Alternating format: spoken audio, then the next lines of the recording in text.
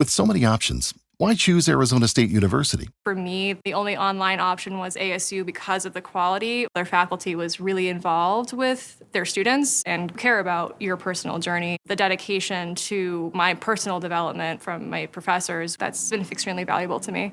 Earn your degree from the nation's most innovative university. Online. That's a degree better. Explore more than 300 undergraduate, graduate, and certificate programs at asuonline.asu.edu.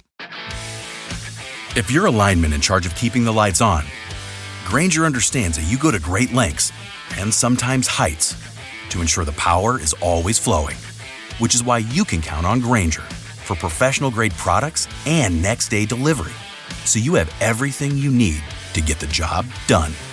Call 1-800-GRAINGER, click Grainger.com, or just stop by. Grainger, for the ones who get it done. Guns N' Roses. Where do you rank them among the greatest rock bands of all time? Would you rank them higher if they never broke up? Author Martin Popoff has his opinion as we celebrate the 40th anniversary of Guns N' Roses next. We're totally booked. Rock and roll! Well, I think I'll leave you to your reading. Little Hand says it's time to rock and roll. Rock and roller! We are totally booked.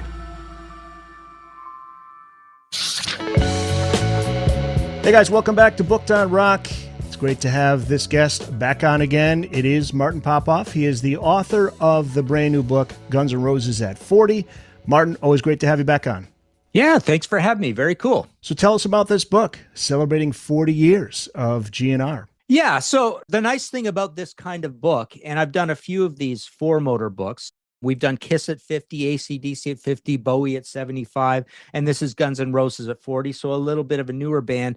But it's nice having these books with motor books. Again, this concept is not mine. I believe possibly even Dennis Pernew, my very capable editor over there, came up with this. But the nice thing about these books is they aren't meant to be interview intensive. They're not meant to be actual band biographies or anything like that. So the concept is 40 career highlights of the band, and there's lots of highlights with this band because they've been through so much, presented in a chronological order. A lot of people are saying, I'm getting deep Guns N' Roses fans saying they love the pictures, they love the layout, that they're seeing a lot of rare pictures that they don't normally see. So yeah, the cool thing is this concept, and even the album by album concept I do with these guys, like we've done the Judas Priest recently, Pink Floyd, Queen, AC/DC, and even, like I say, the Bowie at 75. I've never interviewed David Bowie. The nice thing is that I get to write these books on these bands where they aren't straight biographies, so I don't need a lot of interview footage. Having said that, in here, there are a few special sections where I've got some footage from my chats with Duff and Slash and a few other people. I think, who else have I talked to? Tom Zutaut and a few management people around the sides, maybe some producers, engineers. Can't quite remember, but there are those like side little sections. Dennis always likes to have a few things like that in here as sidebars. But yeah, it's broken into 5 acts. I've named every one of these career highlights after song titles, which is always fun to do. That's something I did come up with early on. But yeah, hardcover throughout and really, really nice layout that these guys always do. And I'm getting a lot of compliments on that as well. I mean, they're true coffee table books. Always laid out beautifully. Yeah, coffee table book. Exactly. GNR started off the short-lived dirty hair metal era. And I think about Tesla, too. They're in that ballpark there. I think they came out with an album a year before. When this album came out, I was into all things metal. So every single kind of metal, all my legacy bands and hair metal and thrash, I was into that. I was also into a lot of college rock at this time as well. I was into your Replacements and REM and Smiths and U2 and Minutemen, Firehose, Jane's Addiction's coming up and all that. But right in this scene, Appetite for Destruction comes out. I mean, it's a term I've coined over the years, dirty hair metal or bluesy hair metal, sleazy hair metal. Guns N' Roses comes out, and I thought of this album as just a higher quality, one of the top quartile hair metal albums, but I definitely consider it as part of the scene. I think they do have like a hair metal look to them. It's borrowing more on feisty, raw, pushing and pulling with Steven Adler's, drumming time and stuff. It's building upon the best elements of Aerosmith that we all love, kind of thing. And sure, Tesla's kind of part of this, but what happens is this album eventually starts blowing up so big, it does tilt the hair metal ship a little bit. There's still going to be very glammy hair metal, the likes of your Kick Tracy and Slaughter and Warrant and Winger and Firehouse. Remember those guys? Sure. Trickster, did I say Trickster? Anyways, there's some very bright and glammy and multi-track vocals and wet drum sounds hair metal. But what Guns N' Roses does is they do cause this fulcrum shift. We get your faster Pussycats and your LA Guns, which has a, mixed in with the history of these guys. But we do get Skid Row's a little on the dirty hair metal side. On the bluesy hair metal side, Poison tries a blues album. Cinderella gets even more bluesier. We get the great Badlands. On the dirty, sleazy hair metal side, we get Love Hate, who I absolutely adore. I think they're one of my favorite bands of this whole scene. So Guns N' Roses does cause a shift, but it's not like they cause or they inspire the idea of grunge or anything like that. They're still a hair metal band, but it is more real, more authentic, more rock and roll. And it's taken a little bit away from that overt commercialism that you see with the other hair metal bands. And yeah, like I say, it causes some great stuff like that. If you work as a manufacturing facilities engineer, installing a new piece of equipment can be as complex as the machinery itself. From prep work to alignment and testing, it's your team's job to put it all together. That's why it's good to have Grainger on your side. With industrial-grade products and next-day delivery, Grainger helps ensure you have everything you need close at hand through every step of the installation. Call 1-800-GRAINGER, click Grainger.com, or just stop by. Grainger, for the ones who get it done. Tesla starts in 86. They start a little bit before this, but they have a lot of heart and soul as well. They're not from the Strip. They're from Northern California, right? And they make some great albums, Psychotic Supper, Bust a Nut. I love those records. So they're a little bit in this range as well. But they also sound very corporate and clean and well recorded and ambitious. It's lacking the danger that you get in the Guns N' Roses album. So there's a reason this album was huge. And there's a reason, the two massive follow-ups, which are both like 75 minutes long or whatever, gives you a lot of music, right up into 1991, right? Same day that Nirvana's Nevermind comes out, right? But there's still those two records, I think, double down and underscore what they were getting at on Appetite. I think they're very similar to Appetite. A lot of people put them down and think they're not as good as Appetite, but I think, given how much music is on there, it's always nice to play that game. Like if I could pick my favorite 55 minutes of music, because Appetite's a long album, right? If I could pick my favorite 55 minutes of music off of that, I'd probably like it more than Appetite. I think those albums are also really, really good. I was going to ask you about that. If you would pare down both the Use Your Illusion 1 and 2 and make it one album, and I'll ask about that in a little bit. You did interview the guys in the band except for Axl. Mysterious Guy kind of worked for him for a while there, but then all of a sudden the tides turn and it's working against him, particularly after the Guns N' Roses original era comes to an end, right? Yeah, Axl's a funny situation in here. There's so much personality in this band, but Axl also being the lead singer, having that very uncommon, screechy, strange voice that nobody else has, being a great singer with it as well. I always consider that two separate things. You've got your voice and you've got your singing ability, right? And he's got both. He's got a super interesting voice and he's a super interesting singer. But yeah, he's a mysterious figure. I think it works against him a little bit early on. He's a little eccentric. Doesn't seem, there's riots that get caused. He doesn't come on time. He throws tantrums, all that sort of stuff. I think it works a little bit against him and for him, at that exact same time where people like the danger and the rock and rollness and like seeing this guy who seems to be willing to throw away his career at any turn, right on a dime. Almost punk rock like.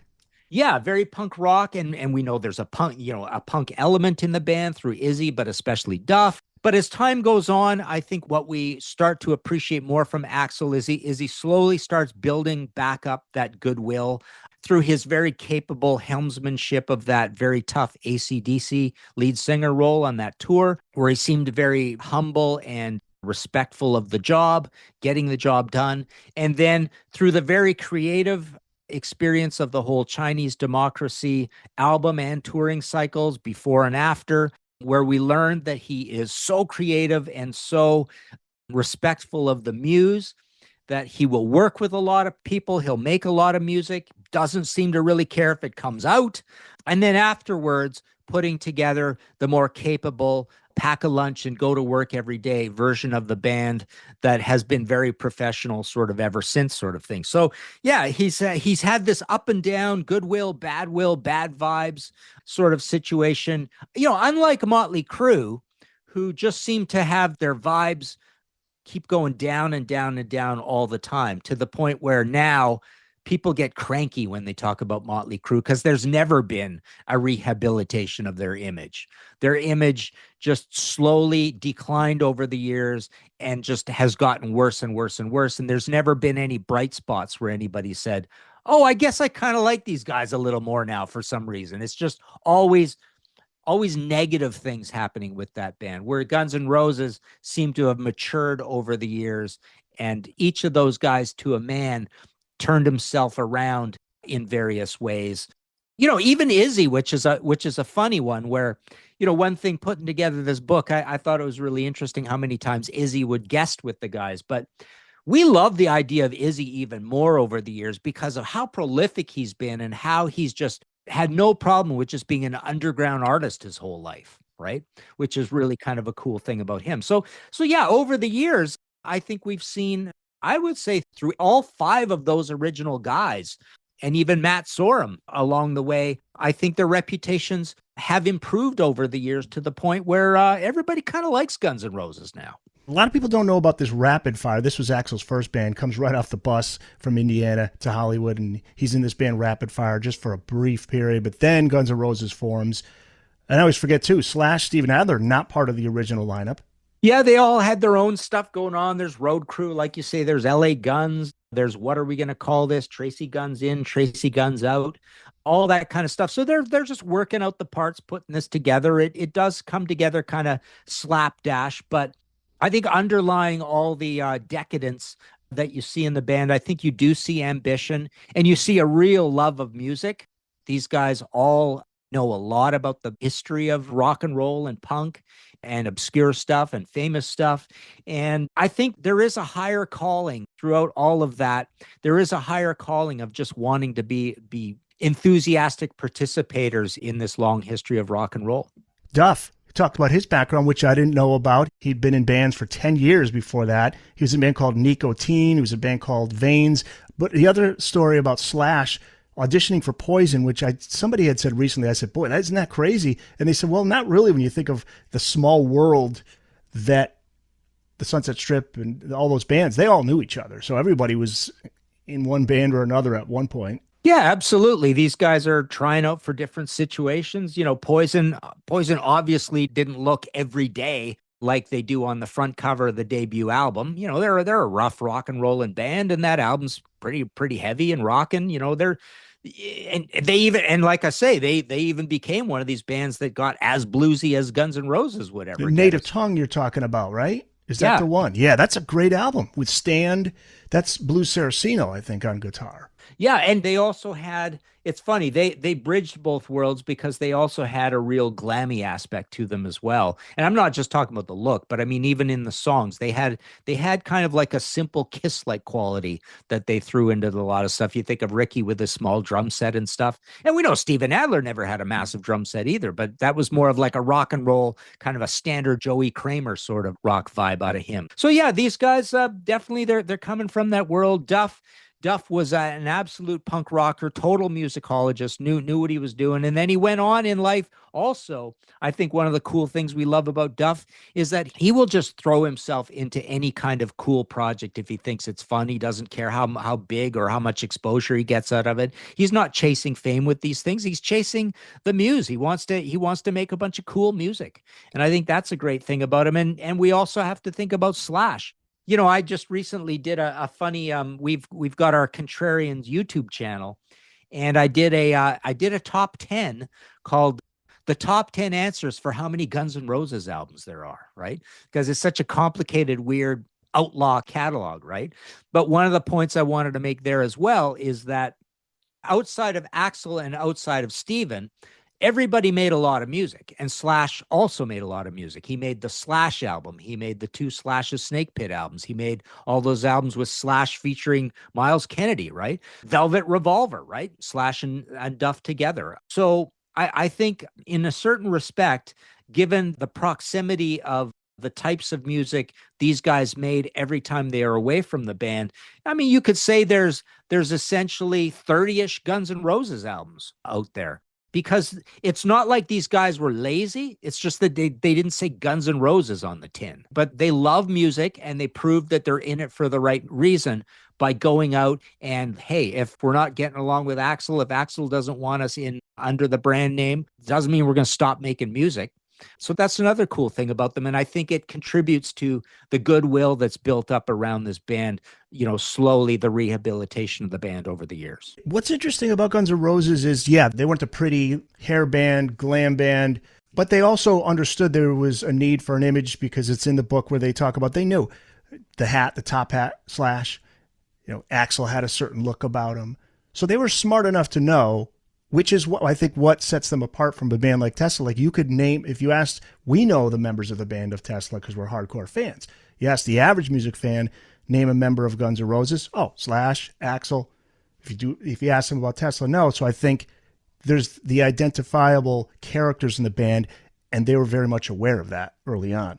Yeah, I'd say they were aware of that. It's an interesting question, because you might say that because there's so much kind of authenticity about this band, and that's what people love about them, and that's why it's one of the biggest selling albums of all time. As the follow-ups sold a lot too. I think there is an image, but they arrive at it organically, and it's not like they are absolutely studying the hell out of it to get it perfect, right? But just enough. Just enough. Yeah, it's just like artistic. They're thinking about it just enough, because Axl, if you think about it over the years, he doesn't really kind of stick with one fashion sense or hairstyle or anything like that, nor does Duff particularly.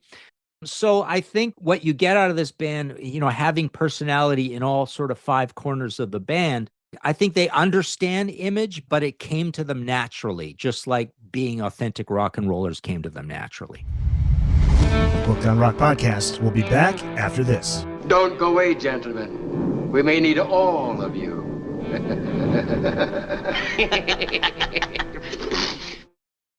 Find the Booked on Rock website at bookedonrock.com. There you can find all the back episodes of the show, the latest episode in video and audio, plus a video highlight and a link to our YouTube channel. Links to all of the platforms where you can listen to the podcast, plus all the social media platforms. We're on Blue Sky, Facebook, Instagram, TikTok, and X. Also, check out the Booked on Rock blog, find your local independent bookstore, find out all the latest hot rock book releases, and before you go, check out the Booked on Rock online store. Pick up some Booked on Rock merch. It's all at bookedonrock.com. Martin Popoff, the author of the new book Guns N' Roses at 40, which is out now. This chapter on the Appetite for Destruction demo is very interesting. It was produced by Nazareth guitarist Manny Charlton. November Rain was recorded at that time, not included on Appetite. Charlton loved it, but Axl didn't want it on the album. Why do you think that was?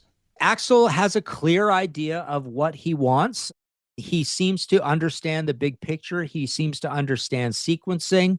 And yeah, it's you remind me, there was a flirtation with maybe having Paul Stanley produce it. Manny comes in and does this. They end up with Mike Klink, which I think turned out to be brilliant. But, parsing, who knows what would have happened otherwise. But I think what happened with Mike Klink here and this particular set of songs is they happen to subtly, they catch lightning in a bottle, but if you try to articulate what the production values of that record are, they're fairly conservative, but they're also raw, and they've just got this aggression and bite to them. There's just some sort of unnameable magic to the production of this record, but you'd never say it's an eccentric or weird production or unorthodox production.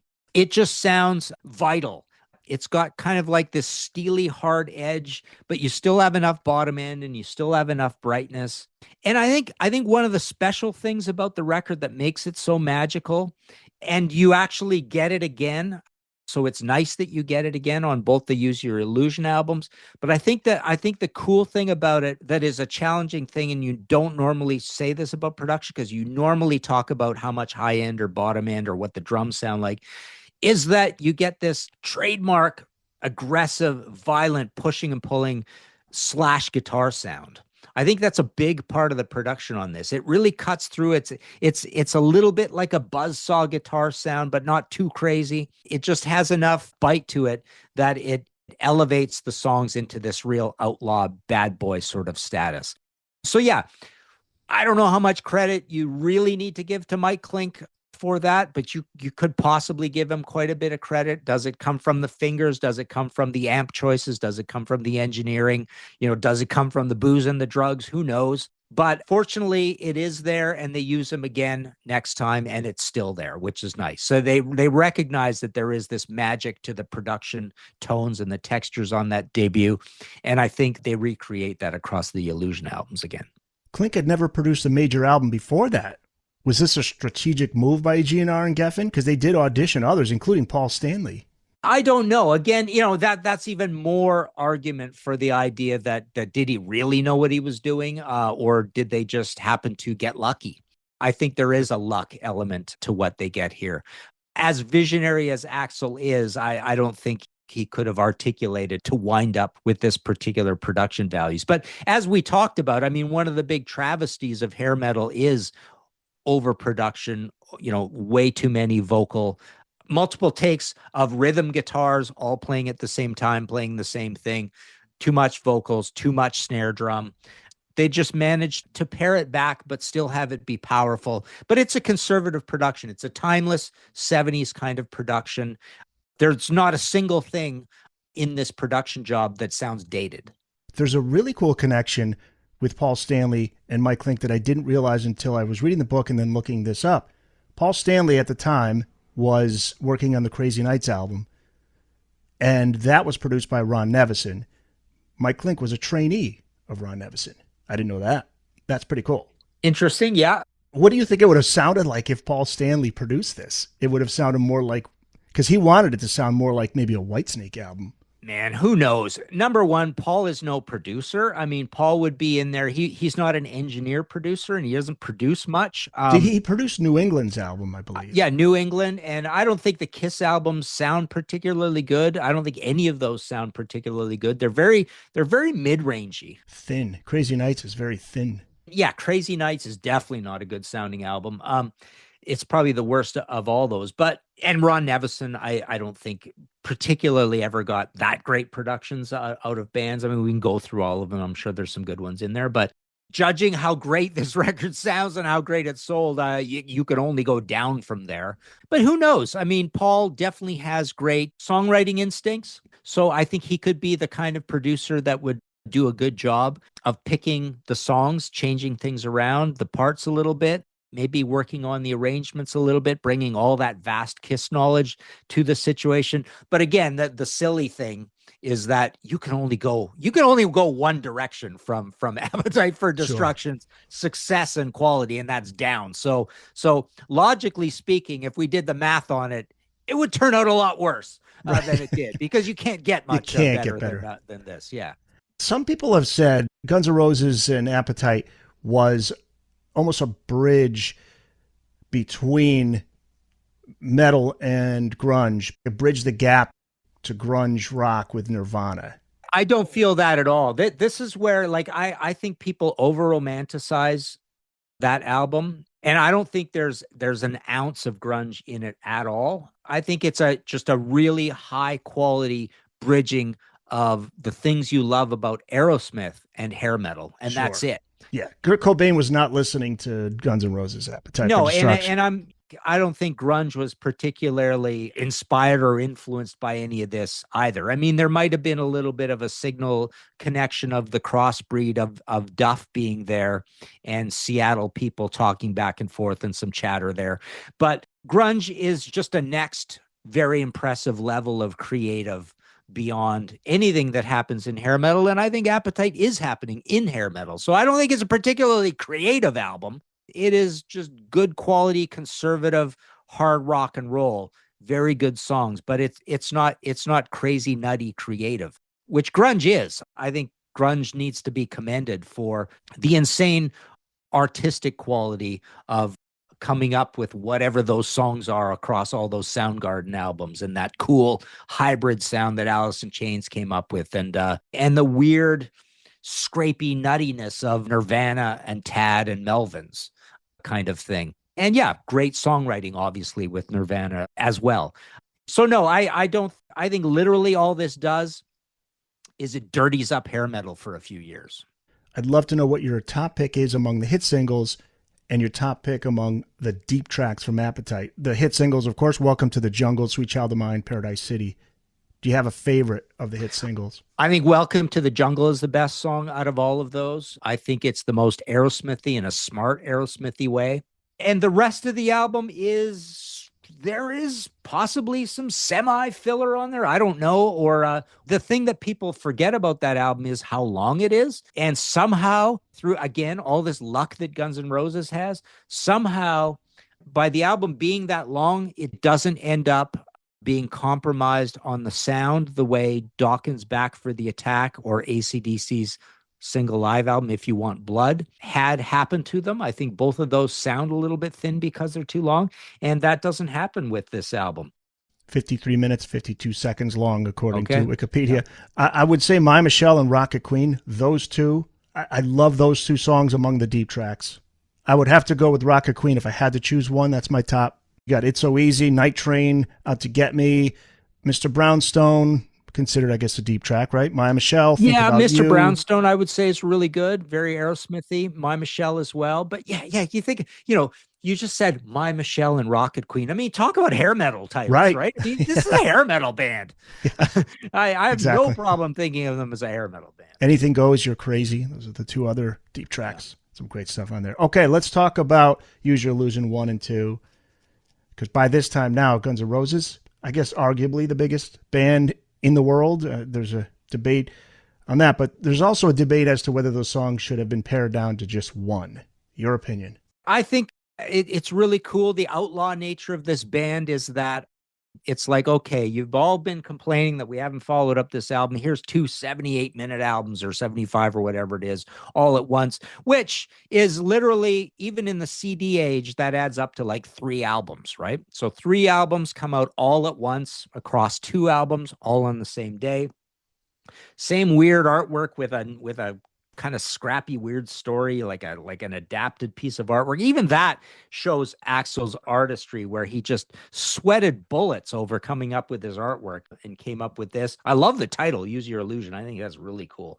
I don't think the sort of falling down the rabbit hole of fillerness is as bad as some of the filler on something like a Clash Sandinista on here. I think everything is essentially a properly put together song, maybe except for My World. But everything else is kind of in the zone of a song that seems worked on enough. I don't think it needs paring down. I think it's just a great part of, a story in rock and roll that this happened, that you got these 2 massive long albums full of, what do we got here? 14 and 16. So you got 30 songs all in total, and some long songs in there as well. So yeah, I thought it was really cool. I thought Matt Sorum drumming, I don't know. I've heard people complain about the drums and, he didn't have the feel of Steven Adler and all this stuff. I don't care. I love his style. See, I feel I miss Steven Adler. I'm one of those who, not that Sorum's a bad drummer at all. I'm not saying that, but I love Steven Adler's sound. Yeah. To me, what I like about Matt Sorum, or is it the production of Mike Klink? Because I didn't even know Adler's on. He's on Civil War. He's on one track, right? I think he's on Civil War. So yeah, that's a complicated. And to be honest with you, I wouldn't have known. So maybe it's the production. I don't know, but there's something about Adler's drums on Appetite that I love. It's funny. Matt Sorum to me sounds like he drums like Slash plays the guitar. There's this hard edge to what he does. There's a clatteriness almost towards a Vinnie Paul kind of hard surface feel to what he does in here. And that's something that's in collaboration with Mike Klink. But I love that there's this hardness to the production. There's this hardness to the drumming, and there's this hardness to Slash's tone.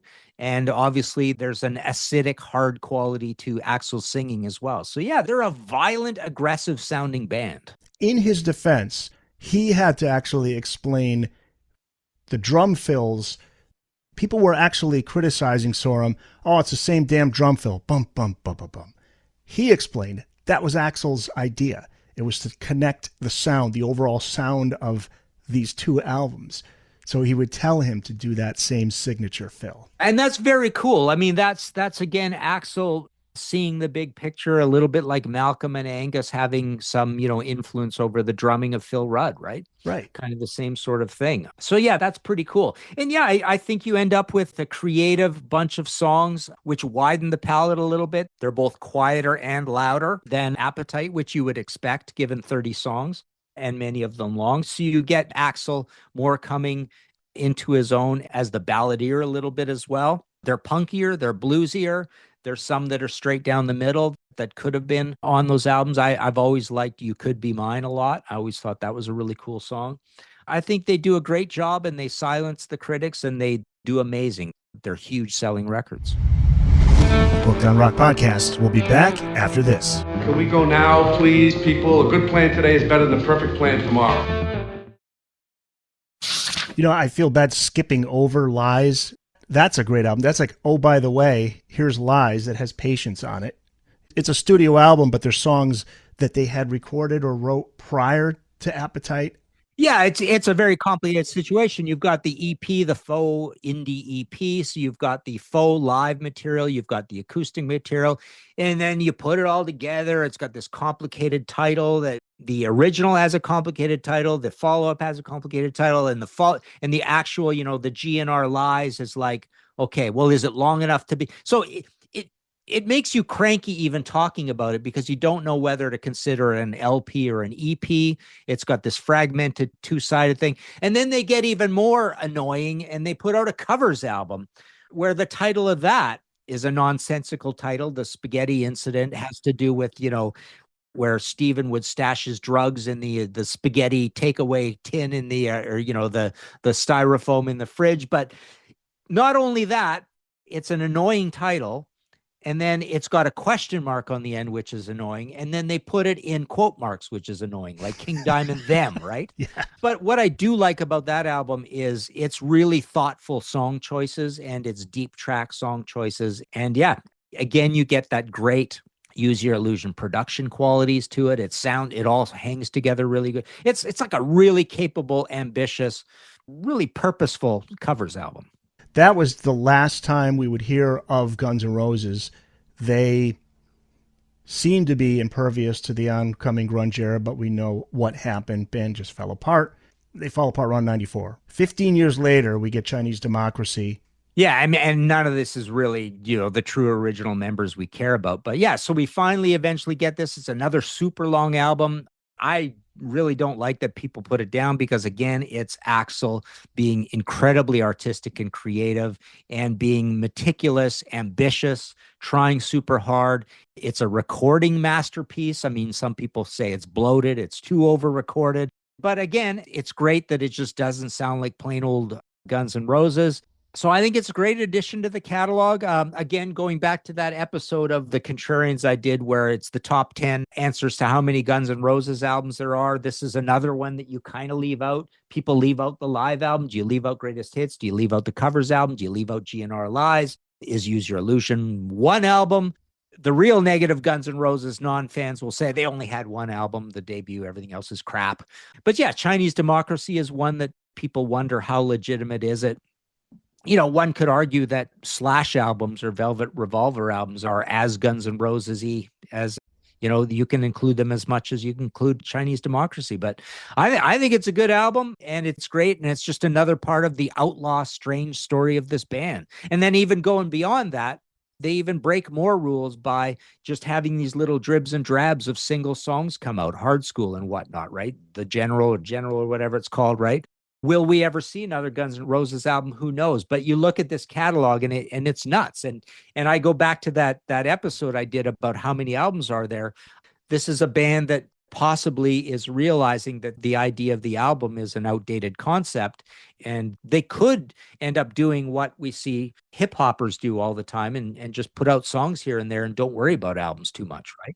So yeah, I'll add all that up and Sympathy for the Devil and a few other things here and there and take some rarities and maybe you have another Guns N' Roses album. Not quite yet. They haven't done enough of that yet where you have that much. But yeah, it would be amazing to see another Guns N' Roses album. And I truly actually do hope that, well, I'm of two minds. I could see these dribs and drabs being on it, or it would almost be more in Axl's nature, being such a creative that he is say, let's just do another bank of new songs, nothing old, and it being really long again.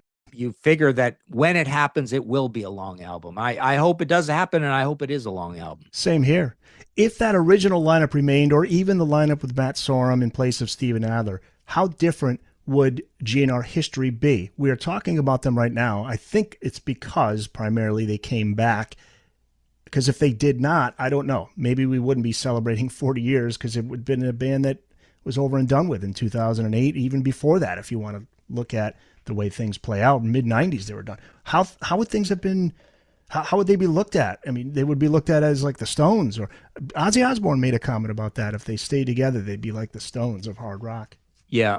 Well, and come to think of it, it's an interesting way of thinking about it because I think Duff is a traditional no bones rock and roller. I mean, he's got his punk rock, but he just loves hard rock and punk rock, classic rock. Slash is pretty traditional. So I think if those guys were in there along the way, maybe the lure of money and fame and all that stuff and the asking for records, we'd get a bunch more records, but they'd probably be a little more conservative. I don't think you'd see a Chinese democracy with those guys because it takes an Axl to make a Chinese democracy. So yeah, maybe the next album, just by virtue of it being three strong songwriters, is going to be more conservative than Chinese democracy. 2016 is a major year in GNR history. 2 of the 40 moments in this book take place that year. First, the GNR reunion tour with Slash and Duff back on board, but also Axl stepping in for Brian Johnson and AC/DC. We touched upon this earlier, just want to get into a little bit more. You write, quote, if there were any vestiges left of Axl Rose's reputation needing continued rehabilitation, his run of 23 dates fronting AC/DC took care of the final strokes. What was more surprising, the reunion actually happening or Axl fronting AC/DC? The reunion, I don't think, is that surprising. And like I say, what I've learned throughout the process of doing this book is how those guys kind of kept in touch, and they could fight, they could have legal battles, but they could get back together. And I think the music draws them together. So, and you've had guests showing up and stuff like that. So the reunion is not that surprising to me, but the fronting AC/DC was crazy surprising. I didn't think AC/DC would do anything like that. I would think if you're going to lose Brian, you would probably try to lose him permanently for a proper replacement. And I think Axl is just a weird choice. I never think of AC/DC as a California band, and they're obviously not American even. And it's strange to have such a distracting presence as someone who's actually even more famous than any member of AC/DC ever was fronting the band. It's such a shining, blinding light presence in that role. You hear about the business. It's like, well, you can't cancel these shows and people are going to find this interesting. The most important thing we need to do, forget about any artistic concerns. The most important thing we need to do is these shows got to go off. They have to happen, right?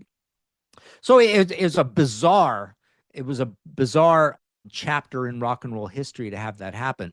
What I loved about it, and what I said there in that little sentence there, is it is really cool that people loved Axl in the role, and they were all surprised how good he did. I don't think people expected him to do that well. He was professional. His voice sounded great. He knew the songs. He sang them properly. And I think, like I said there, I think his reputation was even more greatly repaired by doing that job. Not only did he do a great job, I think, of singing those songs, but there was the interview that he did where he just talked about he had the ultimate respect for Angus and the band, and then seeing him on stage where he intentionally stood back. He set his ego aside. He wasn't going to be the show. He was just going to sing. Angus was going to do his thing. He was standing back almost like you see the bassist of Malcolm and Cliff Williams. Axl almost did that too, which I thought it really did rehabilitate his reputation. It just made him look like a cool guy. Where do you rank Guns N' Roses among the greatest bands of all time? This kind of goes back to what if they remained together all those years in the 90s, between mid-90s and 2016, but would you rank them top 10, top 5, top 20? Not very high at all. I mean, most of my favorite bands would have started in the 70s and had lots and lots and lots of records. So my favorite bands, I mean, I don't even think about Guns N' Roses until I'm down around, I don't know, 15, 20 kind of thing. I like a lot of bands way, way more than Guns N' Roses. But yeah, they are definitely one of the great bands. I mean, like I say, even I fall prey to they don't have a lot of records sometimes, but really I'd say they have in the region of 6 or 7 albums out, which is pretty decent to my mind. It almost puts them in, I've just knocked off a Contrarians show where I conceded that Max Webster is not my favorite Canadian band of all time, and they belong further down the list. But I often would say that because there are these certain bands that have like 5, 6 albums out that I think are amazing across everything they ever did, but the catalogs are short, and that would be like Max Webster, Gillan, Soundgarden, The Police, right? They all have about the same length catalogs. And Guns N' Roses kind of fits in that as well. So there's a ceiling for me on great bands of all time is like, you got to have 20 albums out. That's generally, most of the bands that I would put above Guns N' Roses have 15 albums out at least, kind of thing. And most of them start in the 70s because I'm old. So so that happens. So no, I'm definitely not going to put them in my I don't think they'd make my top 15 even. Guns N' Roses at 40. It's out now. Find it wherever books are sold. Look for it at your nearest bookstore. You could find your nearest independent bookstore by going to bookedonrock.com. And where can people find you, Martin? Talk about your podcast, whatever else you got going on. Yeah, so I've got the audio podcast, History in 5 Songs with Martin Popoff. I have one I do with John Gaffney, which is audio as well, Kicked in the Teeth, and AC/DC podcast. We've got our YouTube channel, The Contrarians. MartinPopoff.com is where you can get all my books. I've done about 130 books. About 100 of them are in print, and there are PayPal buttons there and all that. I sign them, send them out from the office here in Toronto. And yeah, this is the latest. And the big Iron Maiden one, Hallowed by Their Name, the official Iron Maiden Bible, came out just last month as well. And more coming down the pipes. Awesome. Martin, thanks as always for being on. We'll talk to you again down the road. All right. Thank you, Eric.